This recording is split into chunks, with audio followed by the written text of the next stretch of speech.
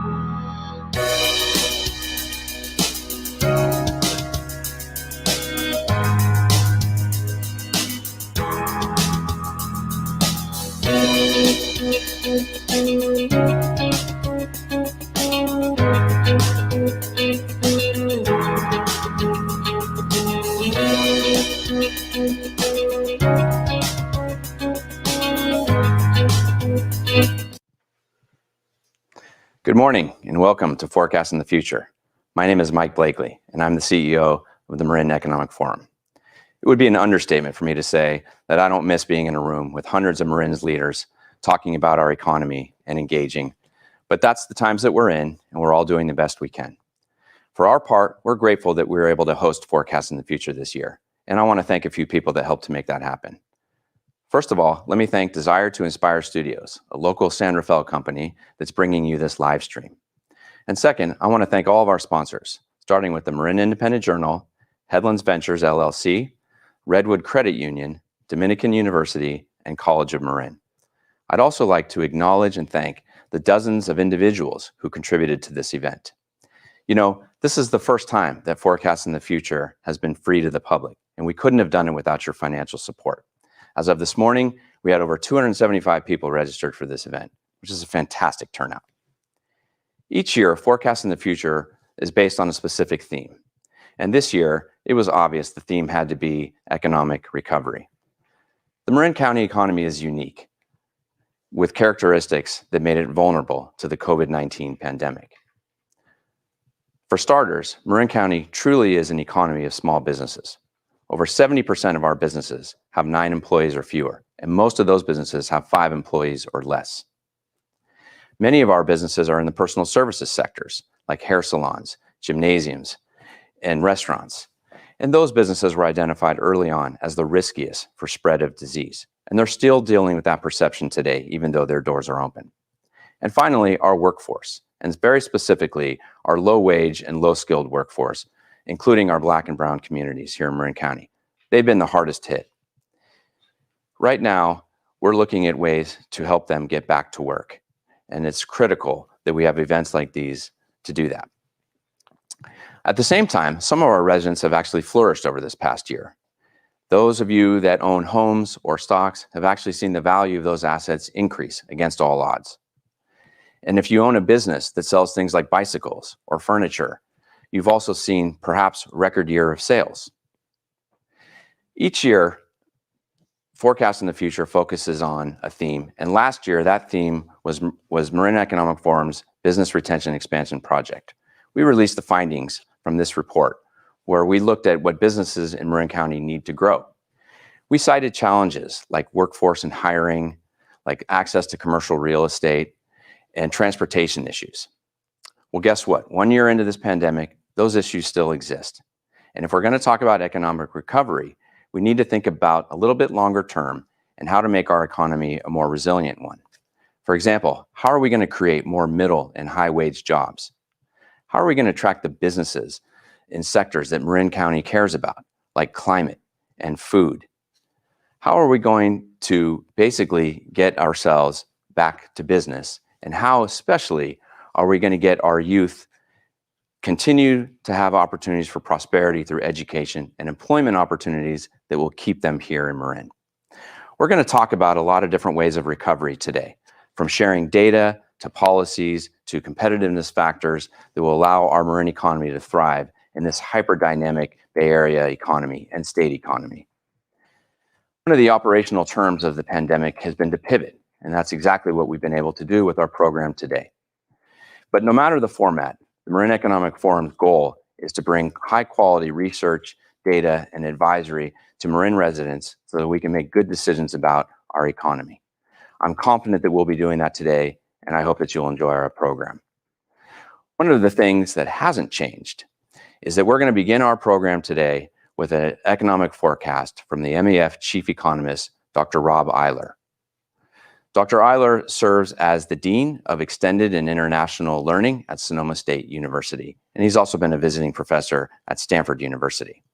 Rob received his PhD from University of California, Davis in economics, and received a bachelor's degree in economics from the California State University at Chico. And those of you who are tuning in today, I'm sure have seen Dr. Eiler give his presentations before. He's a well-known economist and expert on the North Bay economy, and he's here to start us today. Rob, over to you. Thank you for joining us, and let's hear what you have to say. Thanks so much, Mike. Appreciate it.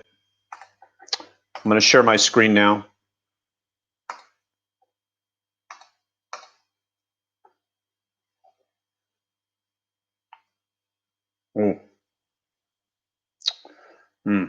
There we go.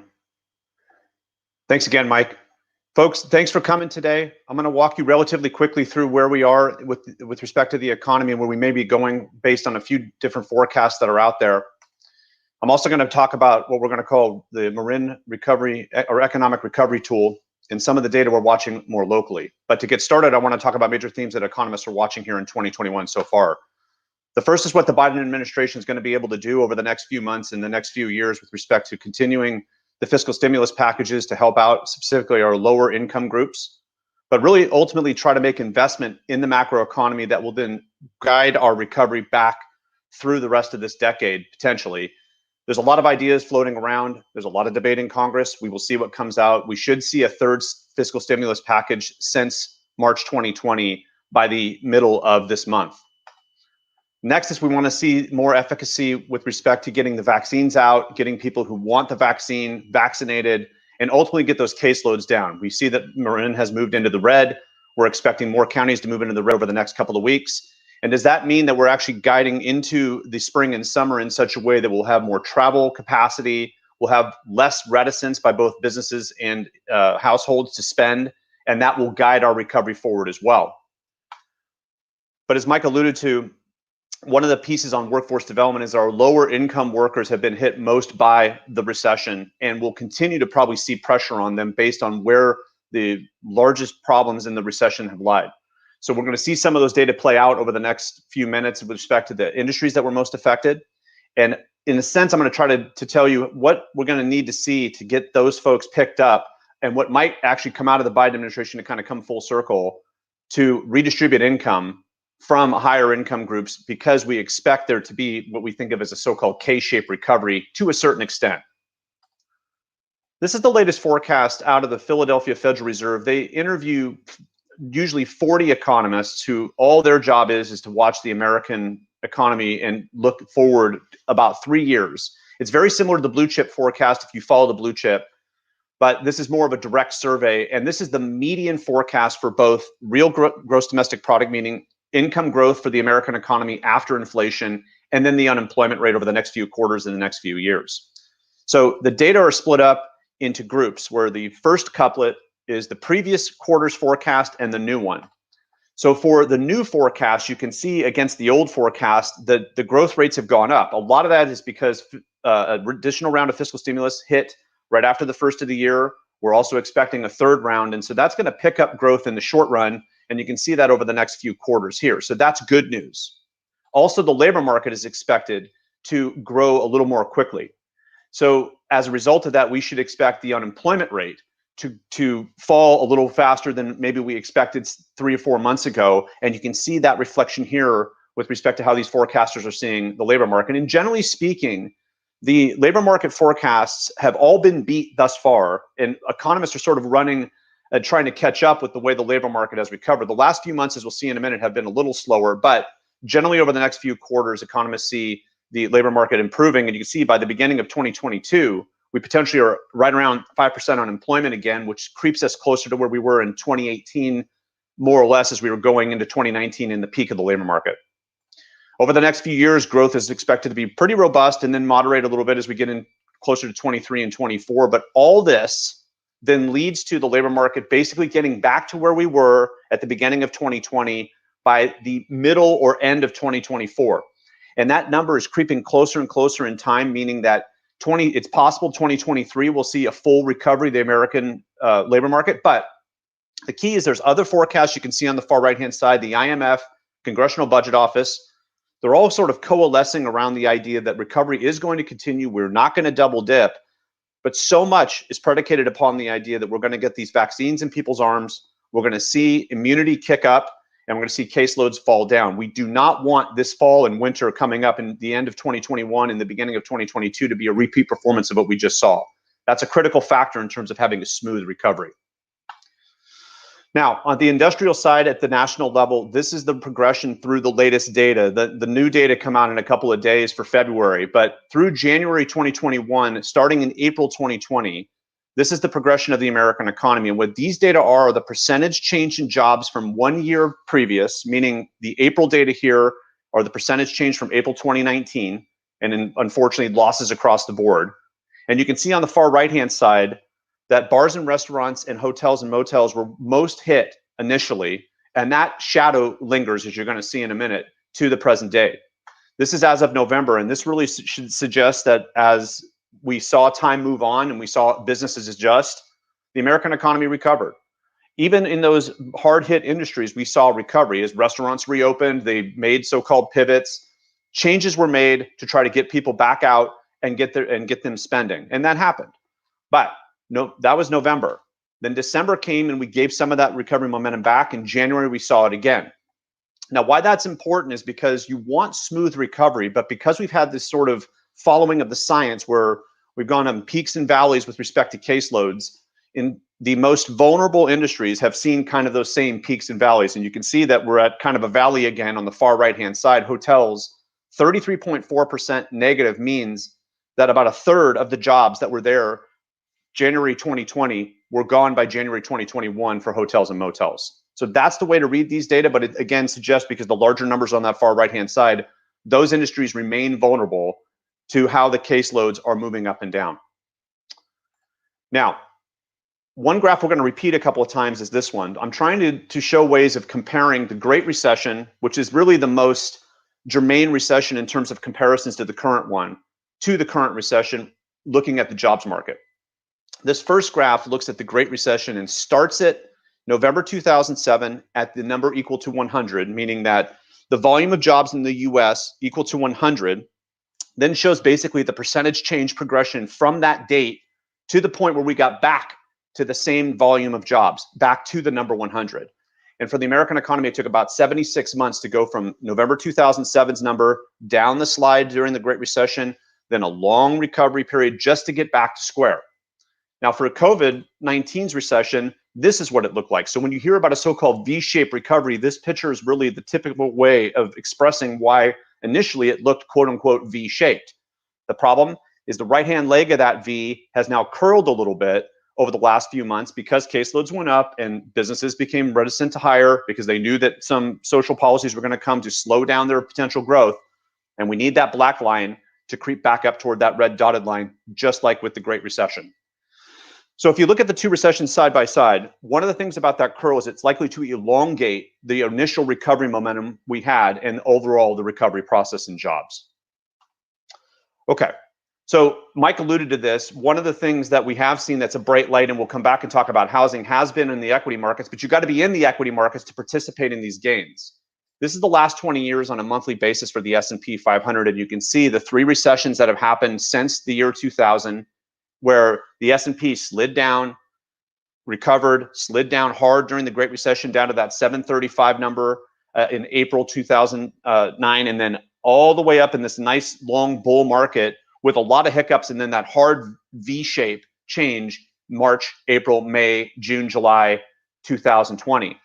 And we've been riding up ever since. And the S&P is a little higher than that 3821 at the end of February. These data are through the end of January 2021. But the point is that we've had relatively strong equity market activity based on low interest rates. And because in the case of the S&P 500, the tech firms that really drive this index have become the centerpiece of our lives since COVID hit, just like we're doing today.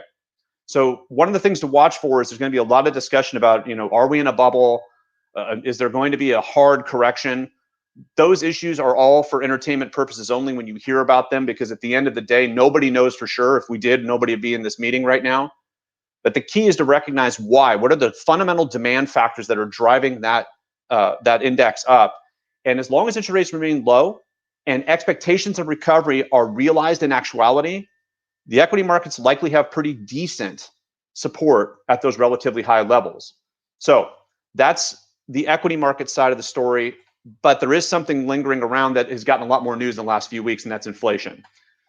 So what I'm going to show you is at the end of January, the Federal Reserve in Atlanta does a survey of businesses throughout the United States, and they ask them, what do you think is going to happen 1 year from now in terms of your prices? And this is what it's looked like since 2012, just to give you kind of a short-term look at how inflation expectations are formed. So that black line is the business expectations 1 year ahead. The blue line is actually what happened. And if you'll notice, the red line is at 2%, which is basically the Federal Reserve's marker for change with respect to inflation. That black line rising up again suggests the blue line is going to start to rise. And we're already hearing about this issue affecting bond markets and potentially affecting equity markets. So one thing to watch for is not so much how we see the realization of inflation, but how businesses that set those prices for goods and services think about their cost structure and start forming changing expectations of what they see their prices are going to be 1 year ahead. 5-year forecast and 10-year forecast of inflation are very hand-wavy and really deal with longer-term bond markets, but the 1 year forecast is really the key to recognizing how we're going to make adjustments in the short term. So we should see a little bit more inflation pressure. That comes with a lot of fiscal and monetary policy. We should have expected that. But now let's look at the local and, let's say, state and regional economies as the basis of what MEF has been tracking with their what we call the Marin Economic Recovery Tool. So the first few metrics here are the core of that tool, really trying to focus on what are the major metrics that we can watch for the labor market to recover, and also think about economic and workforce development assets coming to bear to help the Marin County economy fully recover and ultimately grow. The first is to look at just some comparatives about the residents of Marin County against California, some local counties otherwise, including the San Francisco metro area. And what these are meant to do is kind of show you the percentage change looking back 1 year. So you can see this is the labor force of the people that are either unemployed or employed, but unemployed meaning looking for work actively, folks that are employed and how much that's changed, and then ultimately the unemployment rate. For the most part, which is true historically, Marin County has recovered relatively quickly, 5.5% unemployment, even in a down month, which is December. And if you do the seasonal adjustment, it kicks it a little closer to 6%, but that's still relatively strong recovery vis-a-vis where we were about 9 months ago. And the other counties in the North Bay and in the Bay Area have recovered relatively well thus far. The labor force is something to watch, and I'll come back and talk about this at the very end when I talk about the potential migration of people. But generally speaking, these labor data suggest that our region has recovered relatively well, even though the last couple of months have been tough. And we should expect the January data, when it comes out in a couple of weeks, to also look like things have flattened out a little bit. For California, I'm going to show you the same graph I showed you for the US. Here's the Great Recession recovery. It took about 56 months in California to get back to the employment level in November 2007. And that's basically when the recession also came to California in terms of the Great Recession. And here's the COVID-19 progression thus far. Very similar picture to the national level. We're going to see a very similar picture when we look at Marin. And that's because, generally speaking, COVID-19's recession hit the entire economy in a very even, similar way throughout the United States. Different places have recovered at different speeds, but the look of recovery is very similar. We need that black line to move toward the red dotted line. Here's Marin County, same picture. Marin County, just like that history has shown in all these recessions that have happened basically since 1980, did not change that much and kind of wobbled around the 100 line, meaning not a lot of change in jobs. It took a little while for it to finally catch back to the momentum we needed to get growth going. But you can see that basically it took about 36 months for the Marin County economy's residents to get back to the same volume of workers as we had in November 2007, but not an enormous amount of change. This time it's different.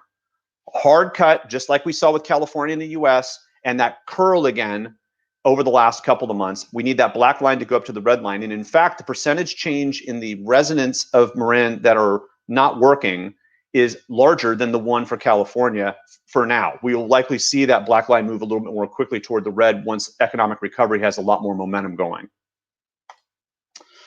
Okay, let's look industrially at Marin County. Same thing we looked at the US, and you're going to see a very similar set of harmed industries. Here's April and May. This is really where the pain sat on the economy hardest, and then we started to see recovery after May going through the summer and into fall. So this is April and May, percentage change from the previous year, just like we saw before. June, July, August, September, October, November, and let's stop there because it was in November where we kind of saw the peak of the first round of recovery.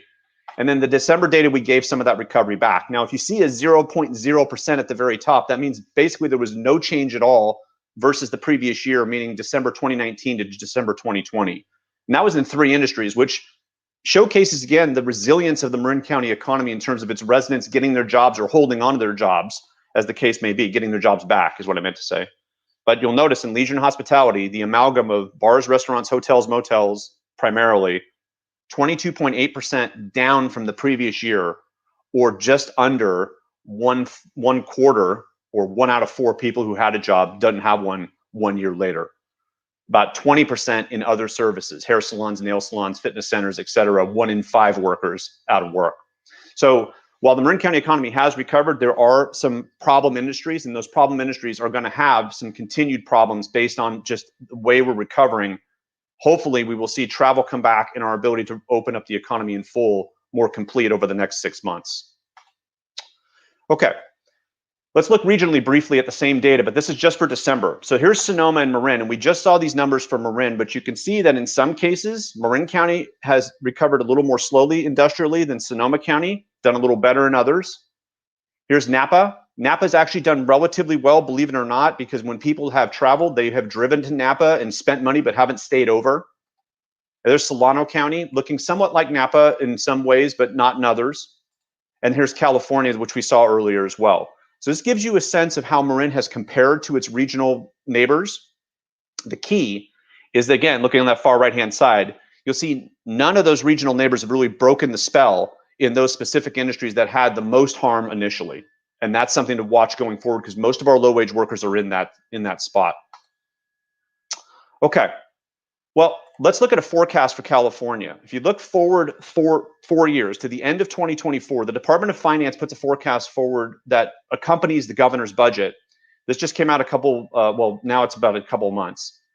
But this is from 2005 forward, looking at the total number of jobs in California indexed to just show the percentage change. So you can see on the far left-hand side, which I'm now going to shade, the Great Recession happened, growth in the first decade of the new millennium, down the slide in terms of the job losses, we saw that earlier, the recovery period, and then growth, all the way up to about 10.5% higher or larger volume of jobs in California than when the Great Recession began. Then a hard V-shape down, here's the recession, and then growth afterward. Most economists believe we're going to have the technical aspects of recession declared over either the fourth quarter of 2020 or the first quarter of 2021, in the sense that the technical aspects, the 2 or 3 major variables that define recession, have likely turned the corner enough to say, okay, now the recession is over and now we're in recovery only. We're not continuing in recession. But again, if you're a low-wage worker, it might feel like recession for some time. But that's the way that the Department of Finance is looking at it going forward. I'm actually on the team that helps them finalize this forecast, and that's why I'm showing this, is because I agreed with most of the assumptions here back by the end of 2024, where we started 2020. That's where the 110.0 comes in. So if you look at this progression, we are expecting recovery throughout California. It's likely to be slow and steady rather than so-called V-shaped. And you can see that wobble in the V there on the far right-hand side that's shaded. On the housing side, the forecast looks pretty good. Most housing economists believe that we're going to see a relatively robust year in 2021. For Marin County, about 6.6% growth. That's on top of about 9% growth from last year in 2020. Really strong housing market. Positive, if you're a homeowner, great. If you're not a homeowner, it's getting farther and farther away to buy a home. So when we were talking about housing crisis in 2017, 18, and 19, we're going to be talking about it again 23, 24, 25. One of the biggest things that I've been asked is, okay, we hear a lot about people migrating around the country. Is there anything you can tell us that would tell me a story about where people are going? Well, unfortunately, the data are not great in tracking people real time, but we've turned to the US Post Office, believe it or not, the US Postal Service, to try to get some inkling of where people are going. Here's Marin County.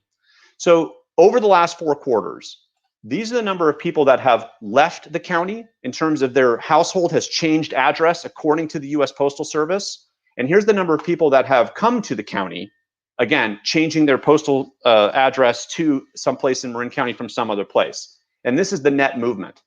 So the net movement overall for Marin County is actually positive over the last 4 quarters to the end of, or to February 15, 2021. So these are about 2 weeks old in terms of the data, but you'll see that black line using the far right-hand axis.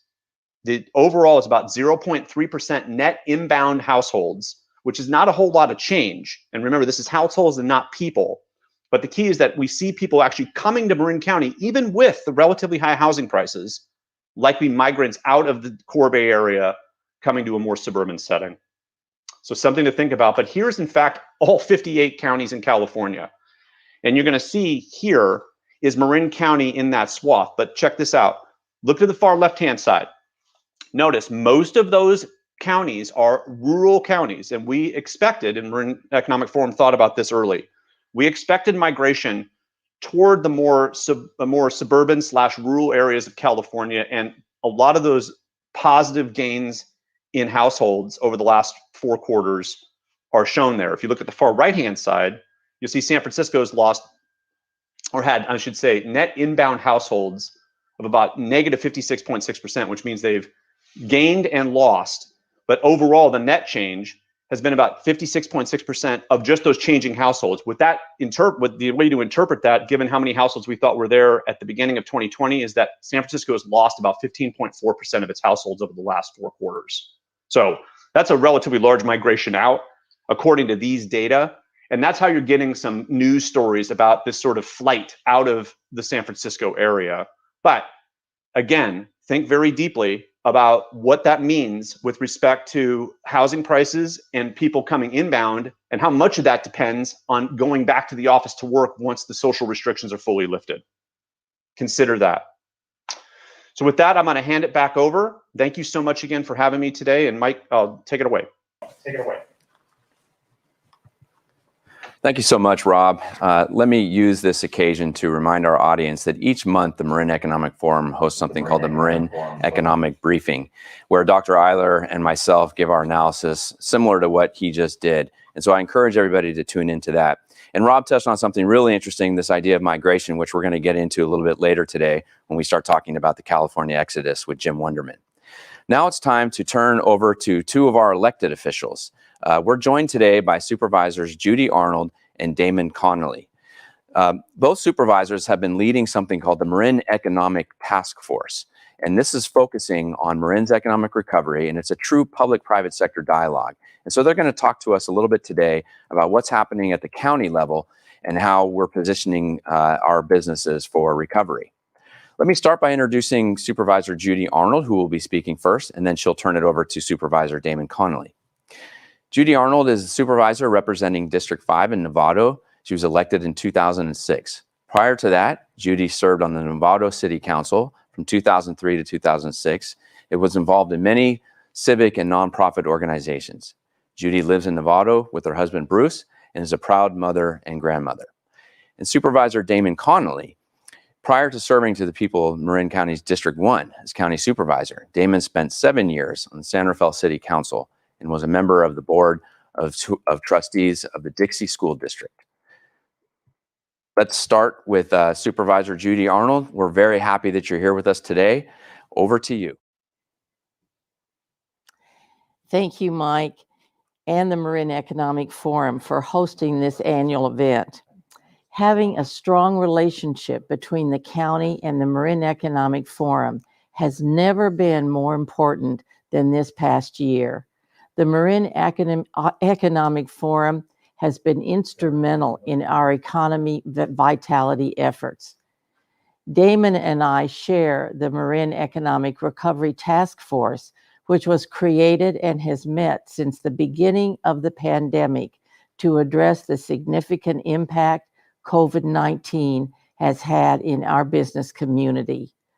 We brought together business associations, chambers of commerce, workforce development representatives, local government, and nonprofits to immediately create a place to share information and provide impact in a timely manner. We worked through the twists and the turns of local and state orders to ensure a rapid and responsible reopening of our economy.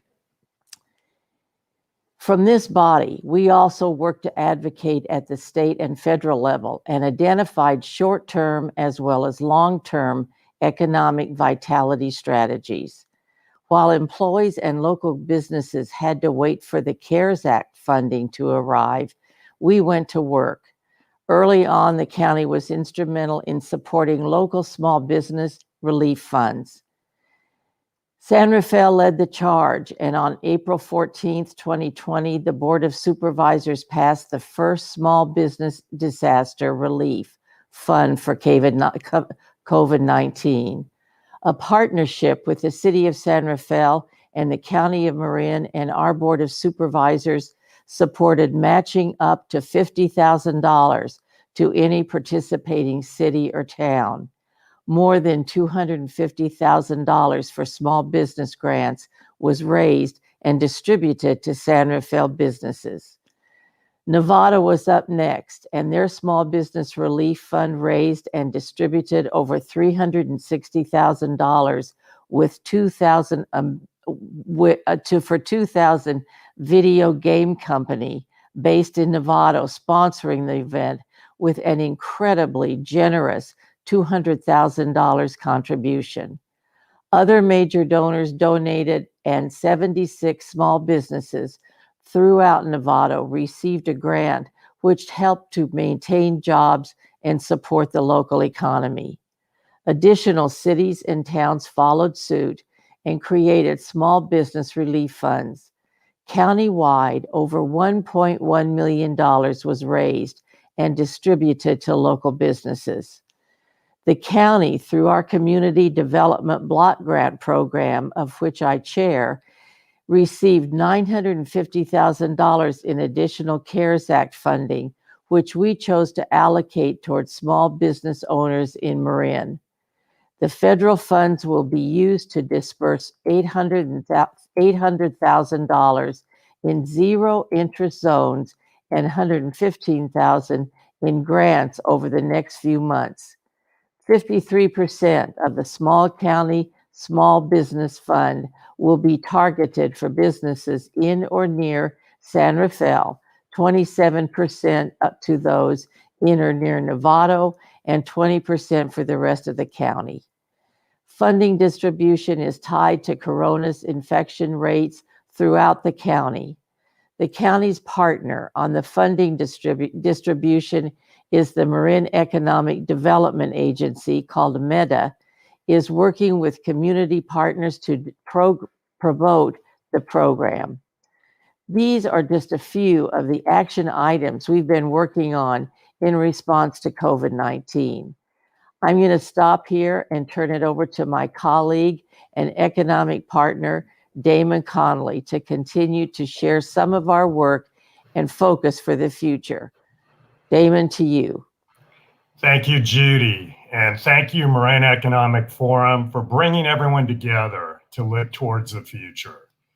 As a glass half full person, the future is a place of promise and opportunity. I want to see us come out of this pandemic better and stronger. And I believe we are well on our way in Marin. We all understand the close relationship between COVID and the economic turmoil we are dealing with today. We can look at the impact from both a public health and an economic perspective. As Judy mentioned, there are a broad range of actions we are taking to support both the health and the humanity of residents and to address our local economic needs. When we talk about our economy, we often talk about our business sectors, our job training and education systems, employment levels, and GDP. These are all important indicators of our collective economic health. At the policy level, we also think about the impact on specific communities, such as the Latinx community. Instrumental to our recovery efforts in Marin is the support provided to Canal residents affected by COVID. The Latinx community accounts for 16% of Marin County's population and 54.5% of our county's confirmed COVID-19 cases as of February 2021. In July 2020, that case rate was about 80% of cases countywide. Higher risk occupations like construction, food service, caregiving, along with crowded housing conditions, contributed to increased transmission. Persistent racial disparities in employment, income, housing, and access to health care all factored into greater susceptibility to the virus, both economically and physically. To better respond to the crisis, the county partnered with the Marin Community Foundation and the Marin Healthcare District to provide millions of dollars in COVID relief. We provided emergency rental assistance and disaster relief payments for COVID-19 positive residents. To date, we have provided $13 million in emergency rental assistance. Partnerships with the City of San Rafael, Canal Alliance, Marin Health, and Marin Community Clinics added testing sites within walking distance of the residential portion of the Canal neighborhood. We established a free COVID testing site in the Canal with the state of California. Marin County joined with the Multicultural Center of Marin and Canal Alliance to provide culturally responsive support and services, including how to navigate care, mental health resources, and housing for COVID-19 positive residents to assist with isolation and quarantine. We recognized early that small businesses with employees earning lower wages were hard hit by COVID. We worked with Mission Economic Development Agency, or MEDA, to set aside $900,000 in small business relief to help small businesses with low-income owners or businesses with 50% or more of employees with low income.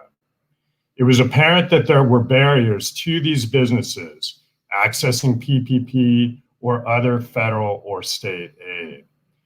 The Workforce Alliance of the North Bay, Supervisor Arnold, and I are collaborating on an Employer Advancement Retention Network, or EARN. You'll be hearing more about that. The goal is to create a stakeholder network where members enhance business vitality and talent retention through efficient and effective use of local resources.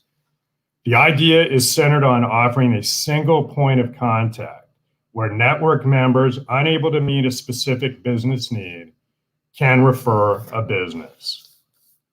The single point of contact would triage, assessing the specific business need, and identify the appropriate resources in a confidential manner. Businesses need efficient ways of accessing information and resources during difficult times. I look forward to streamlining and maximizing our network of local resources for our businesses. We know these efforts, along with broader actions, are working. Last week, we progressed into the red tier, allowing for increased business capacity. We are finally moving from a COVID response to a recovery. Vaccines are being distributed. We are back in the red tier, which is good news. We are moving into the orange tier soon. The work ahead focuses on developing successful strategies that support a vibrant and healthy local economy. That means helping people get back to work or retrain while laying the groundwork for a cohesive vision for our local economy. We are hoping to have an economic vitality plan for Marin and have applied for grant funding to get that underway. There's a lot to look forward to in the months ahead as we set the stage for the rest of 2021 and the years to come. What we can all do is spend our dollars in Marin. We have worked with our task force to develop a Shop Local campaign. Our local businesses are open with safeguards in place. What businesses need most now is customers. We know that by keeping our dollars local, we can support our local small businesses and, in effect, our schools, roads, healthcare, and the essential infrastructure and services we all rely on. Thank you, and at this point, I'll turn it back over to Mike. Thank you so much, Supervisors Connolly and Supervisor Arnold. And let me take the opportunity to thank you for your leadership throughout this very difficult time. Clearly, as you stated, the county has made a huge effort, not only to assure public health, but also in assuring that our economy can recover. And we've got a lot to look forward to. So now we're going to turn from the county level to looking at the state level. And we've invited Assemblymember Mark Levine to be with us today. Unfortunately, he couldn't make it, but he did prepare a video. But I'm going to introduce him anyway, although he's well known to many here in Marin. Assemblymember Mark Levine was first elected in 2012 to represent California's 10th Assembly District, serving the vibrant communities of Marin and Sonoma counties. In near decades of service, Levine has successfully authored over 80 laws leading state and national efforts to prevent gun violence, increase access to mental health services,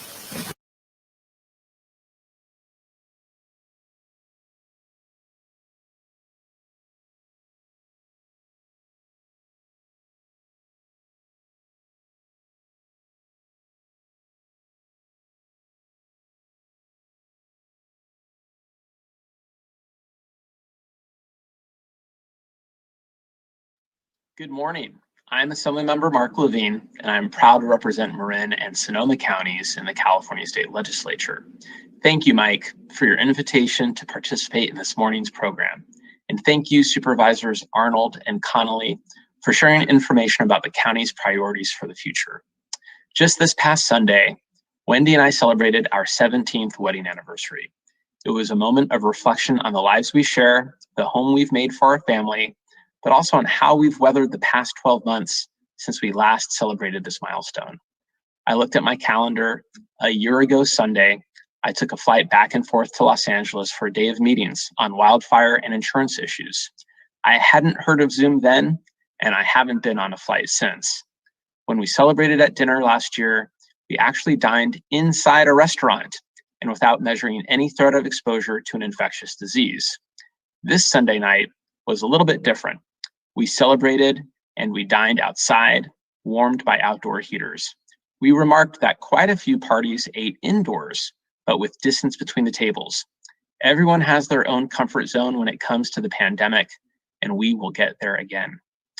So when I sat at my desk in the state capitol this week and reflected on the year past since the COVID-19 lockdown, I saw my desk was covered in face masks, information on local COVID testing and vaccination sites, hand sanitizer, and other items that a year ago I never would have imagined.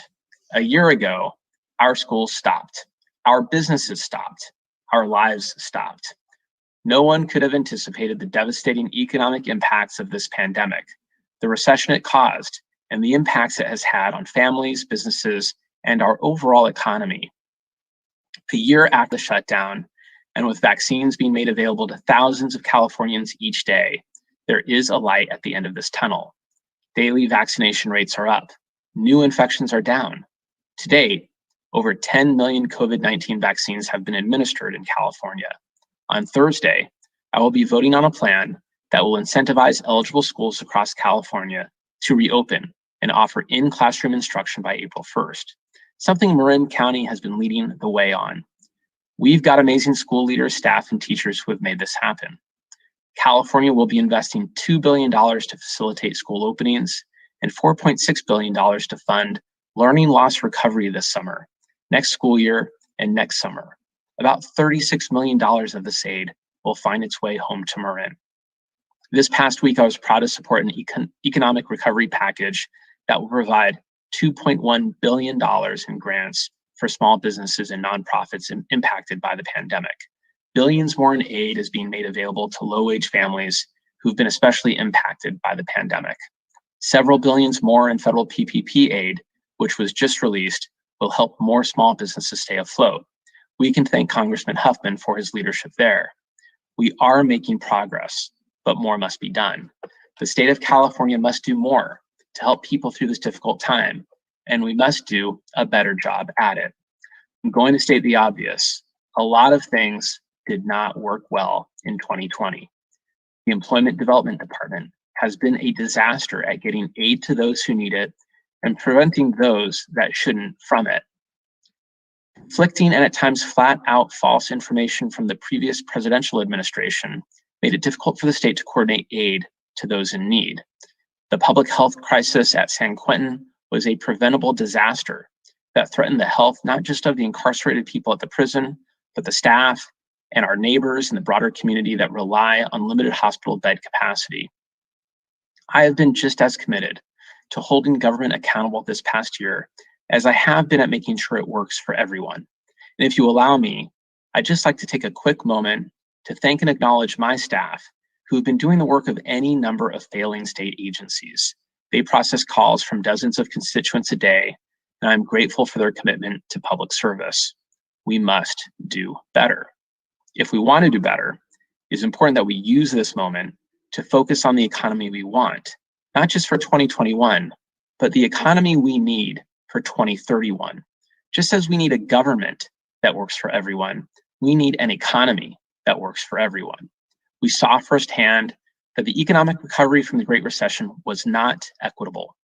Many families struggling to find their way in a post-recession economy are the same ones who've been hit hardest in the pandemic recession. We are fortunate that many of us who live in Marin have weathered the COVID storm surprisingly well, but we must similarly acknowledge the socioeconomic inequities that low-wage workers experienced and the real economic risk many of our business owners have experienced. Changing health and safety pronouncements, shifting tiers and regions, consumer spending and habits that were forced to change overnight. That was a lot, and we must be there for them. This year's state budget is looking better than expected, due in large part to the economic engine of the Bay Area. Just as the Bay Area pulled California out of the Great Recession, its economic might has fueled revenues for the state budget. Don't get caught up in the headlines. of businesses fleeing California. There is only one California, and everyone knows it. Students still flock to our amazing universities. Business continue to be founded here. Venture capital is invested here. Fortunes are still made here. And because of this, current state revenues are at a historic high, but so are the needs of Californians. The question for us as leaders in the North Bay is, how do we harness this growth, make it more equitable, and make it more sustainable for decades to come? The Marin Economic Forum's call for an economic development agency in Marin County is an idea whose time has come. Planning our economic future is what we need to ensure we have growth that all of us can contribute toward and benefit from, while we continue to address the needs of Californians impacted by COVID-19. It hasn't made other issues any better. The threat of the climate crisis and more dangerous wildfires continue to be a major challenge in the North Bay, especially with the dry winter we just experienced. In Marin, we are fortunate that voters approved the newly formed Marin Wildfire Prevention Authority to help local jurisdictions with wildfire prevention and mitigation, but more still needs to be done. I am authoring legislation to provide homeowners with a discount on their insurance policies if a local jurisdiction has a dedicated wildfire mitigation program. I also introduced legislation to prohibit insurers from denying a property owner of insurance coverage, even in a high-risk wildfire area. Another related bill requires regional agencies to take emergency evacuation capacity and the impacts of climate change into consideration when determining future housing development. And yes, we need more housing, especially if we want to have a workforce that will be here to care for our quickly aging population. When we plan for housing, we need to consider issues like whether our streets have the capacity to allow for emergency vehicles, evacuation capacity, and where everyone goes once evacuated. We can't have a repeat of what happened in Paradise occur in another community in California. And I'm glad that many communities across our state are planning for evacuation routes in their general plans as a result of legislation I authored in 2019. Just over 8 years ago, I was elected to serve this inspiring, beautiful, and dynamic county that I am proud to call home. This past year has been the most challenging for our community during our lifetimes, but despite all the hiccups, Marin County continues to lead the state in any number of metrics, and some we hadn't considered before the pandemic: COVID testing, vaccine distribution, school reopenings. My colleagues in the legislature recognize our leadership.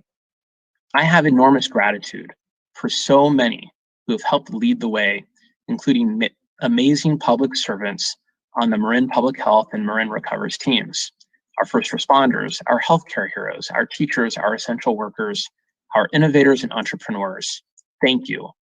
We have stepped up in amazing ways that before this year were unimaginable. With your help and with the leadership of the Marin Economic Forum, I know that we will see the light at the end of this long, dark tunnel and rebuild an economy that we can all be proud of. Thank you.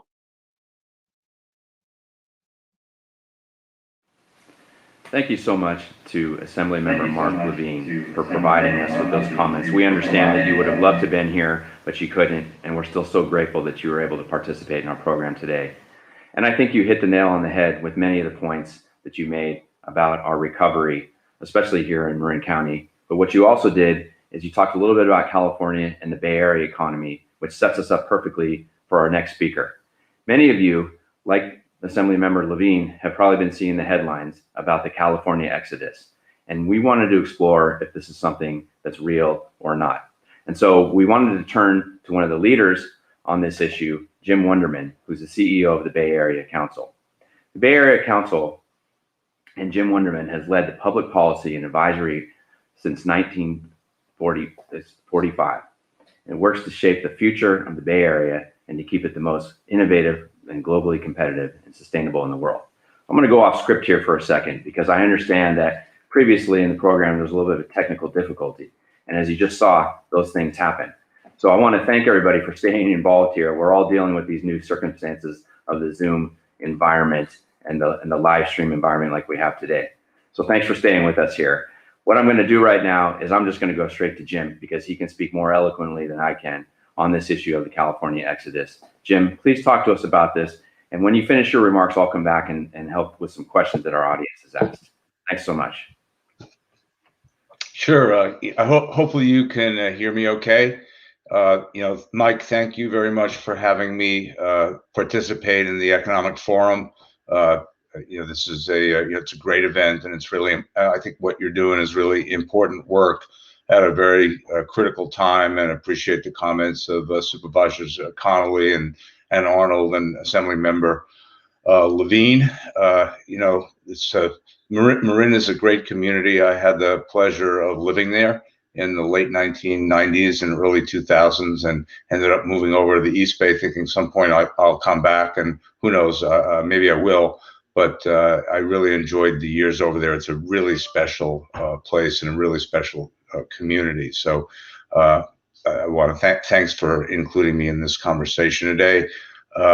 This is, we're in a time of great unknowns. We're still very much, although we're seeing a bit of a light at the end of the tunnel with the vaccines and reduction in the transmission rate and fatalities from COVID-19. We don't really know exactly what's ahead of us with the disease, and with the dust still very much in the air. It's a little bit unclear, maybe a lot unclear, as to what's happening exactly in the economy. And a lot of things have happened. A lot of things were taking place before the pandemic hit, where we were really concerned about, even though our economy was really strong, there were tremendous gaps between haves and have-nots that were frustrating people. Folks in the Bay Area were feeling we're not headed in the right direction, even though the economy was strong.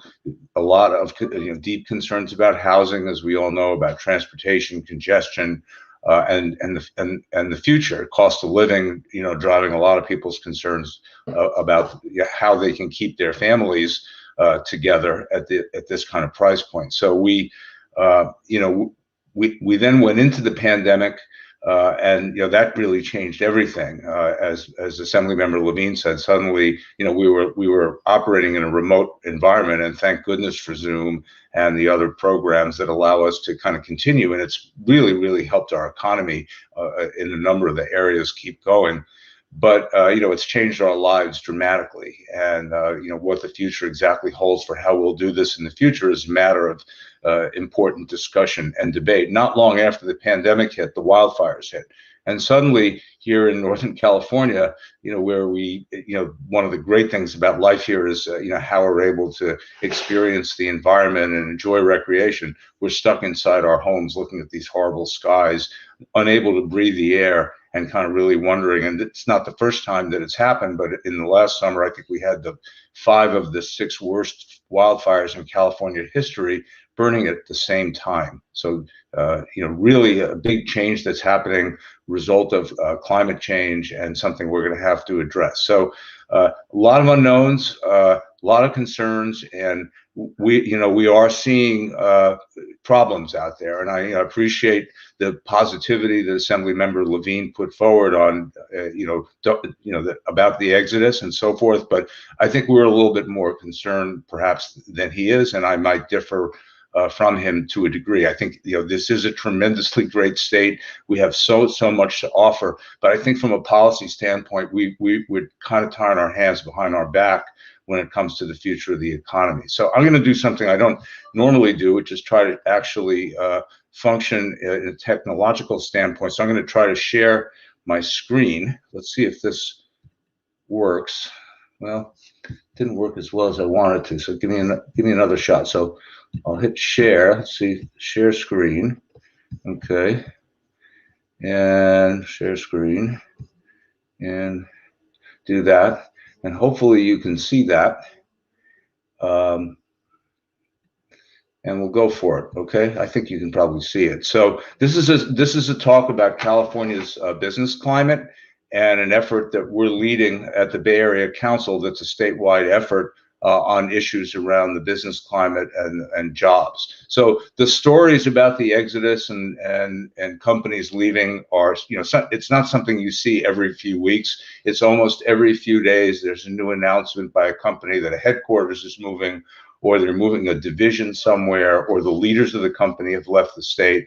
and so forth. And so this seems to be the trend that we're in. We're not hearing stories of companies coming from other states here. We're basically seeing the stories of California companies leaving, and it tends to be centered in the Bay Area. This is the unemployment rate of our state compared to other states. So we are the third highest unemployment in the nation, and that's probably not a really happy place to be. Certainly, we did more, I think, in California to shut down the economy to get ahead of the pandemic, and that was mostly, I think, a good thing, although we had some mixed results with it. Unemployment rates, you can see on the right-hand side around the state that the Central Valley and Southern California have had the highest unemployment, but we've been creeping up lately. It'll be interesting to see the January numbers. Here, this is probably not news to anyone. You can see this by sectors, leisure and hospitality really hard hit, and then it kind of goes from there. But over 300,000 jobs in the Bay Area alone, well over 1 million jobs in the state. And we're back to 2015, 2016 job levels in California. Since I'm talking to folks from Marin, I just thought I'd cover Marin with the hit. It's been a little bit harder in your county than it has been in the region overall. And you can see the numbers, and they're fairly well dispersed throughout the various sectors. But again, of course, leisure and hospitality leading the way. Our region actually trails the state in terms of the percentage of jobs that have been recovered, as you could see, and our state deeply trails the rest of the country. So California is not doing well when it comes to recovery compared to the rest of America. This is a slide that takes us back a generation. And if you look to the right hand of the slide, what you see is that, the little hook at the end shows the Bay Area trailing California, trailing the US in terms of employment growth, job recovery. But it's the left hand of the slide that I would ask you to turn your attention to. That big gaping hole is the dot-com bust and the recovery from the bust. And you can see it took us a full decade to recover from the dot-com bust. So some folks will say, well, we lose jobs, they'll come back quickly. Sometimes they come back kind of quickly, but typically they don't. This economy tends to come back more slowly. When I took the job at the Bay Area Council was 2004. You could see we were sort of in the pit of it at that point. And then, we spent years talking about how, if the economy would recover, what we could do about it. We lost over 400,000 jobs in the dot-com bust. That was enough to take the state of California into a recession. Actually, the rest of the state gained jobs during that 2000 to 2003 period, but the Bay Area was enough to take the state into recession. So as Assemblymember Levine said, the Bay Area's economy is strong enough to keep the state strong fiscally when things are going well, but when things aren't going well, we're also strong enough to take the state into a recession. This is the wild card, is remote work. So this is something we never saw before. And when Mark Levine said, I never heard of Zoom, a lot of people hadn't, or certainly hadn't used it. So we did a study at the Bay Area Council's Economic Institute, our think tank, to just check on the nature of the jobs that we have here in the Bay Area and in other places, to see how many jobs are actually jobs that can be done remotely. And what we found was we're really off the chart when it comes to those kinds of jobs where people can work from home. In San Francisco and Santa Clara counties, where a lot of the jobs are, over 50%. In Marin County, it's closer to 40%. And around the country, it tends to drop down to where you see Napa and Solano County. In a lot of places, it's 25, 30%. So we have the potential to have major shifts in where people work, where people live, how they go about doing their jobs from this. And companies are actively thinking about, are we going to get people back, how we're going to get people back to work? Are we going to let them work from home all the time, or part of the time, or none of the time? This is a constant conversation. We'll get back to that. This is what's happened in our economy lately when it comes to rent for an apartment. And so you can see San Francisco with the greatest drop in rents in the entire country. Now, some people would say, well, that's a good thing. The rents were way too high, and they're still high. And that's true. But it's not necessarily a good trend when it comes to how your economy is functioning. And you can see Oakland and San Jose kind of close by, also in areas where we've seen large drops in rent. Other parts of the Bay Area have actually held a little steadier, and we know that prices of homes in most places in the Bay Area have actually risen. In the debate around the exodus of people from California, there was a story in the Chronicle that people actually aren't really leaving the state.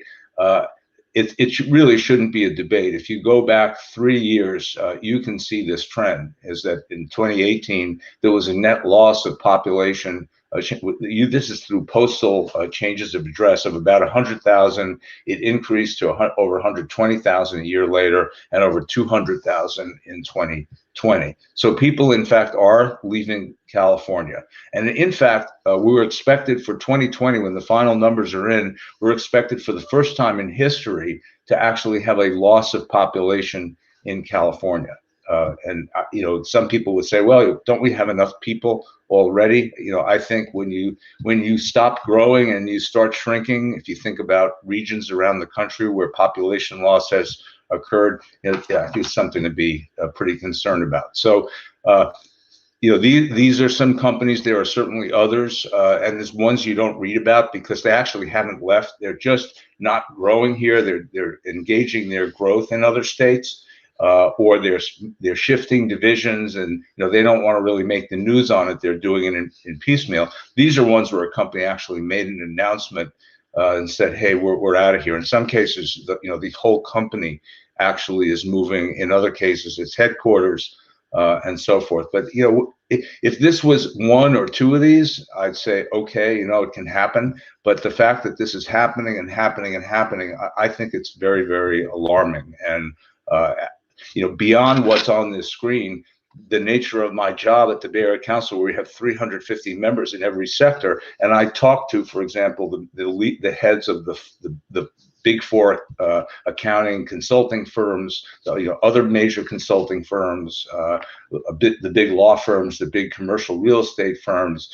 And they tell me that they have whole new business lines, not ones they really want to have, helping companies, helping their clients figure out their California strategy, not for growing in California, but how they shift out, and what the tax issues are, and the risks, and what the opportunities would be.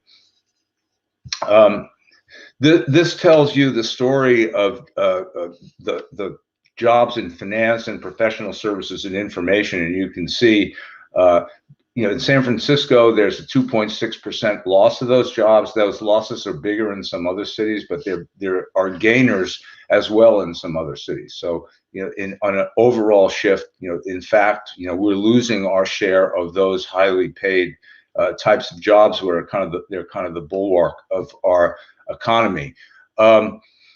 Assemblymember Levine mentioned venture capital investment. Over the years, we've really had a strong position in this. We still do. But if you take a look where that little egg-shaped diagram is, for the first time, we're actually down to around a third of U.S. investment in venture capital coming into the Bay Area, where we were up around 45-50% for many, many, many years. So, and that's what is the trend on that? Is that going to continue to drop? Because that's such an important part. The startup economy has really been what differentiates the Bay Area economy from everywhere else. This gets back to the issue of workforce and how we will work in the future. And you can see only about a quarter of the companies are saying, when polled, are saying we're going to have like a central office and everyone's going to work in that office. Many, many more companies, sort of split and even, are either going to use a hub and spoke model or a fully decentralized model. The latter being, hey, if you work for our company, you can work anywhere you want. Home can be where you want your home to be, and your office is going to be in front of your laptop. And so you have choices. We want you to work for the company. We don't want to constrain you as to where you want to work. And we think as a company, we can function that way. This shows you what's happened in housing has been one of the really big drivers of our problems, the cost of housing. And we have said for as long as anyone's willing to listen, it's been a supply driven issue.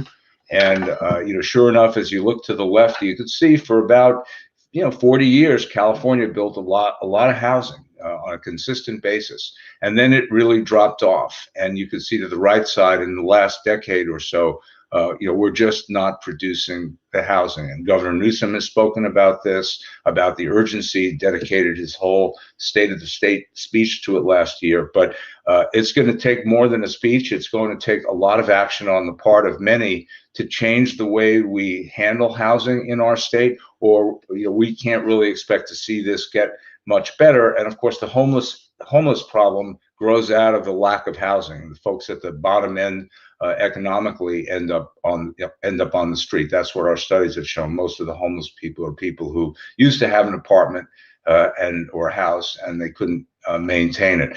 Since we're in Marin County, I can't help myself but share with you. Marin has been a real challenge in the Bay Area and in the state in terms of building housing. It's tremendous resistance in your county. You can see some of those numbers. The requirements on Marin haven't been great, and nor have they been met. You can see in 2018, only 100 units of housing produced in the whole county, and we point out 1,500 babies were born at Marin General. So where are those babies going to live? Probably not in Marin. This gets into the issue of taxation. California is without question, is a really high business tax state, and we're at the top of the food chain when it comes to how we tax people on personal income at 13.3%. A whole number of states that are in gray: Texas, Nevada, Washington, Florida, they have no income tax at all. So that's a big hole. And when the federal government said you can no longer deduct your state taxes from your federal taxes, that materially increased the impact of that tax. On our corporate tax rates, we're not the highest in the country, but we're in the top. We're in the top quartile there. So, we don't think there's a whole lot of ways to increase taxes on corporations that will help or do anything else but continue to send the signal to many companies and individuals that they should consider alternatives, which we see people doing. This gets to the point of just how dependent the state is on the income tax from California. So you could from the Bay Area. The Bay Area, I have a feeling this number's higher in this particular year, but 42% of back in 2018 of all income taxes collected in the state came out of the Bay Area, which has a population of about 20% of the state, 42% of the tax. LA, which is a bigger region, 35%, and then it really drops down from there. So, my message to state government leaders is focus on the Bay Area and focus on LA, and or don't do it at tremendous peril. And if there's any question about the state's spending and the need for there's constant proposals to raise taxes. Take a look at the state budget, rising and rising and rising with a 6.6% CAGR over the last decade, during a time of probably 3.5% or so of the GDP growth. So, I think there comes a moment when the thing to do is to really look at how are we spending this money? Where did this money go? Are they the highest and biggest priorities? How did we spend so much money and still have homeless people all over our streets in all of our major cities? I think is a big question. So this is the closing slide, and basically talks about the initiative. We have over 50, probably 60 organizations throughout the state, regional groups like the Bay Area, like our own, as well as some statewide trade associations who've come together to say, okay, enough's enough. We really need to do something about this that's different and powerful, to get business back to the table where businesses' views and the impacts to business are considered when state policy issues are being discussed, especially the ones that directly affect business the most. We need to take a look at this tax structure, which is a boom and bust cycle structure. We're about 75% dependent on the income tax for the general fund. So yeah, when the stock market goes up to 31,000 on the Dow, there's a lot of IPOs. You bring in a lot of money. Amazing that we have a huge surplus in a pandemic. But we've all seen what happens when the opposite situation has, and the massive fiscal deficits that occur with even a modest shift in the public markets. We need it's great to see Marin focusing on economic development. That should happen at the local level. It should happen at the regional scale, and the state needs to be an active, supportive partner to you on making sure that the things you do line up and get supported by them. The regulatory issues are enormous and constant. Laws being passed, rules being put forward, one after the next. We certainly get that the government wants to protect people, consumers, workers, and so forth. But adding on and on and on has, we think, created an environment in which it's just a lot easier and faster to get things done, certainly to get things built in other places. And finally, homelessness. We have 50% of the unsheltered homeless in the country are in California, and a big chunk of them are in the Bay Area. And housing affordability. In a remote work environment, there's a lot of folks who are going to be saying, I have a family. It's time for me to get, for us to have a better living, a more affordable living situation. I can still hold on to my job. So that is basically what I wanted to share with you. I'll try to figure out how to get out of this. I think I figured out how to get out of it. And that's it. So I'd be happy to take any comments or questions in the time that we have. Again, thanks, Mike, for having me when I'm on, and hope that's helpful. Jim, thanks so much for that presentation. Boy, what a ton of amount of information to unpack there. Let me use the occasion to notify all our participants that your presentation has already been emailed to them. So for our audience, check your inbox and you can have access to all that great data that Jim just presented. Where to start in everything that you said, Jim. One thing for me is a couple of years ago, I had a chance to be at the California Economic Summit, and Governor Newsom at the time, when addressing the audience, was quite bullish about this idea of other states coming here to poach our businesses. And here we are 2 years later, and it seems to really be happening. I'm curious, what's the response from the governor in Sacramento to this? Are we raising alarm bells that they're not seeing, or what are you hearing from that side of things? Well, I think the governor is dealing with, a massive pandemic. I mean, he probably wasn't expecting to be dealing with the biggest wildfires in the state's history. So, when the alarm bells have gone off, I think they've been more urgent. Now how do you get the kids back in schools? So the governor's been busy. I think that there's mixed statements that come out of Sacramento about the condition of the state, and it's pretty obvious as companies are leaving that's something to be concerned about. But there's been economic good news on the fact that we've had a number of IPOs, and we've had some CEOs saying we'll stick it out. And so I think at this point it's a little bit unclear where the state stands on this. Now, we had a meeting with the legislative caucus of the Bay Area a few weeks ago about this, and, expressed our concerns. We like our caucus. We think it's great that a group of folks are focused on the Bay Area. Obviously, Governor Newsom is from the Bay Area, but they're going to need to do more. And I think that the legislature and the administration need to become a little bit more alarmed and a little bit more strategic and a little more expressive about the benefits of California, promoting the state, talking to the leaders of business about their problems, hearing what's on their minds, and sending out a message that we're here to help. And then, the tough stuff is being willing to change some of these policies, regulations, perhaps tax, at least send the message out. And the governor did this. He said, we're not going to raise taxes. We're not into that, which I think is helpful. But I think it's going to take more or we're going to continue to see more companies announce these kinds of decisions. And the more that the companies announce that they're leaving, it puts pressure on the other companies whose boards and leaders say, well, what about us? We'd be left behind in a higher cost structure, in a more difficult business environment. So California has tremendous advantages. They need to be promoted. You also have to recognize, like in any business, you have to recognize your competitive disadvantages and address those things, or you could get hurt. And we've seen it happen in regions around the country.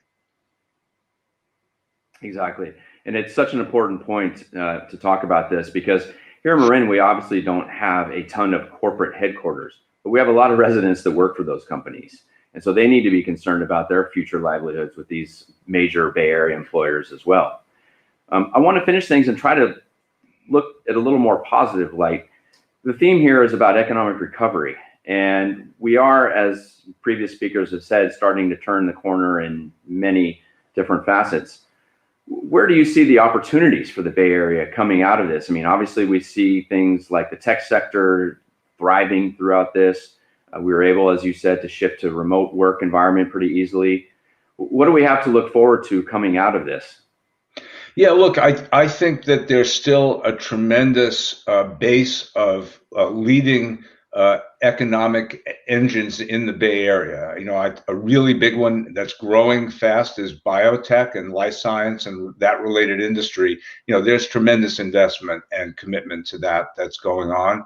I think there's still a lot of venture capital that's essentially here that we can build on. There's a lot of young companies that are here that I think will in fact stay and try to grow here.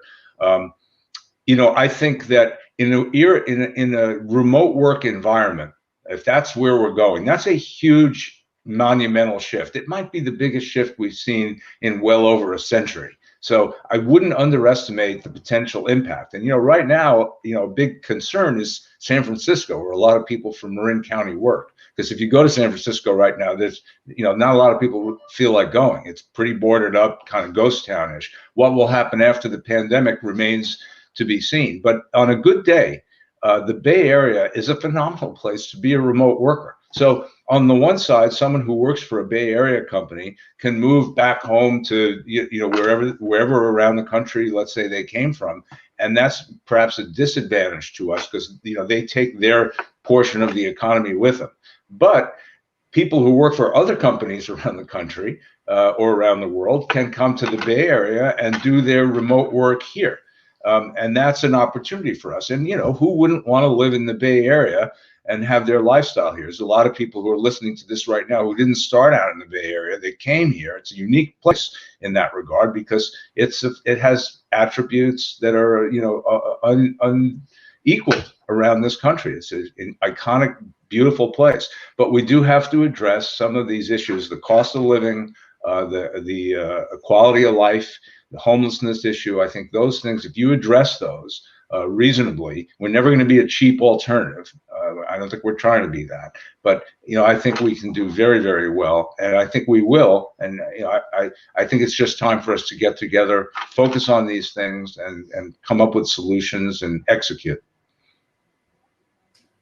Well said, Jim. And I want to take the occasion to thank you for joining us today, and to thank the Bay Area Council, including the Research Institute there, putting out some really great data on economic recovery. You said it well. We're poised well in the future. This is a great place to be. I think that holds very true for Marin County as well. So again, thank you for joining us. And we're going to go ahead and start wrapping up our program.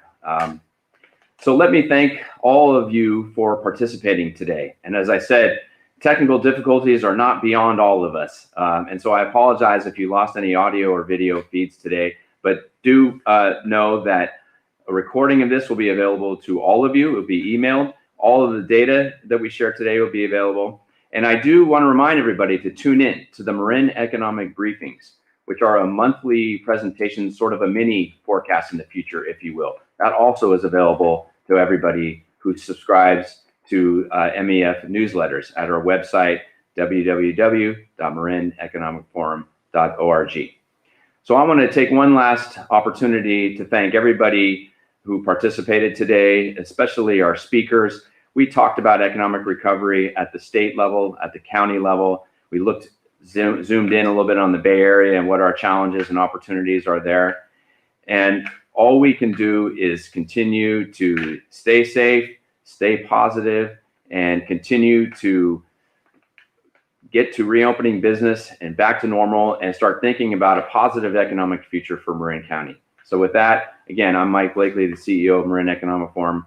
Thanks so much for joining us today, and please enjoy the rest of your day.